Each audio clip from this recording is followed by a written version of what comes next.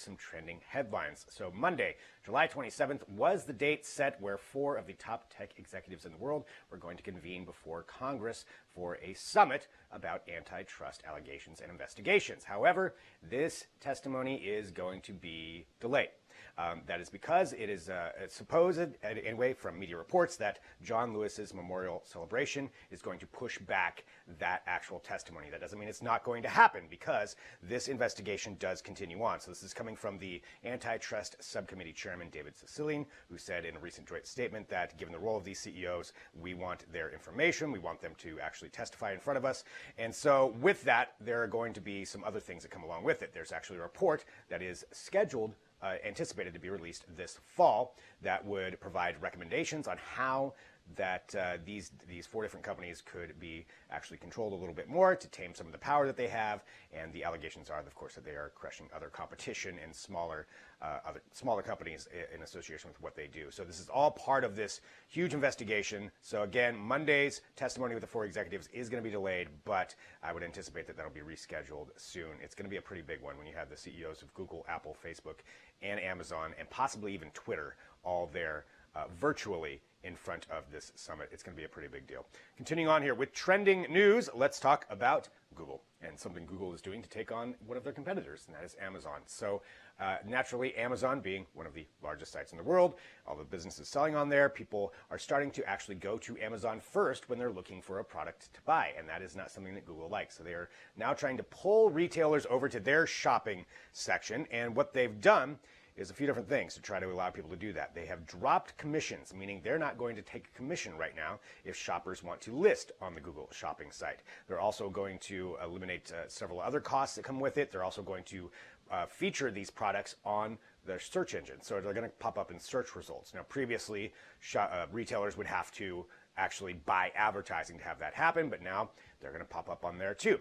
So what they're trying to do is, again, pull retailers from Amazon's site, and so that they'll start shopping on Google's site, which is naturally part of that competition. They've been trying this for several years. We'll see if this one actually works, and if retailers are going to go over to that site, but nonetheless, that is what they're doing. So expect these changes to start popping up immediately in the US, and then they'll slowly roll out to other places around the world, but that's a change you'll start seeing right there. Read more about it at digitaltrends.com.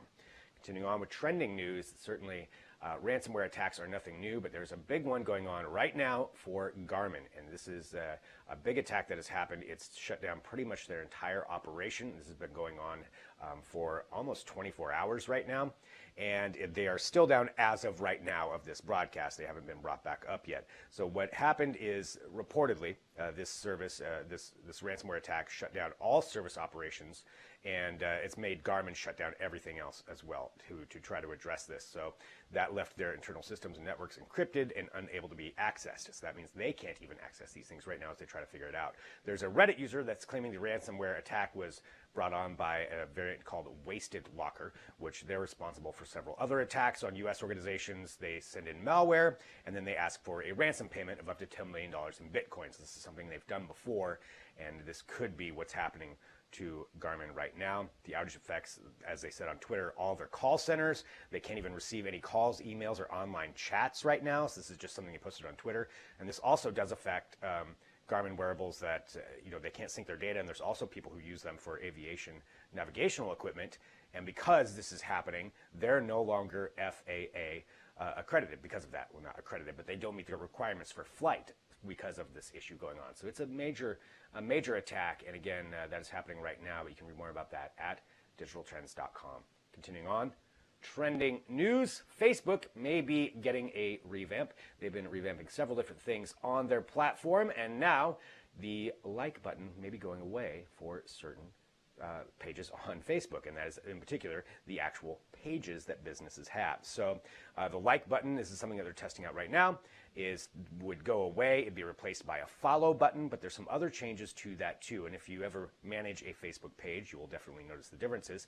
Facebook page administrators will have access to a news feed that allows businesses and public figures to interact as their page instead of their personal profile. So somebody would be liking as, say, we're Digital Trends. It'd be Digital Trends liking and interacting with you. You also have a few other things that would go along with that would allow these pages to exist in a different way and also interact in a different way and curate different news and feeds as well. So this is all part of that change. But again, the like button would go away for that. The follow button would be the one replacing it. Now, for personal pages, they would still stay that way, at least according to this report, but something that they're looking to test out to kind of revamp that and change it up. So we'll see how that rolls out, how it's going to affect everybody, but you can read more about it at digitaltrends.com.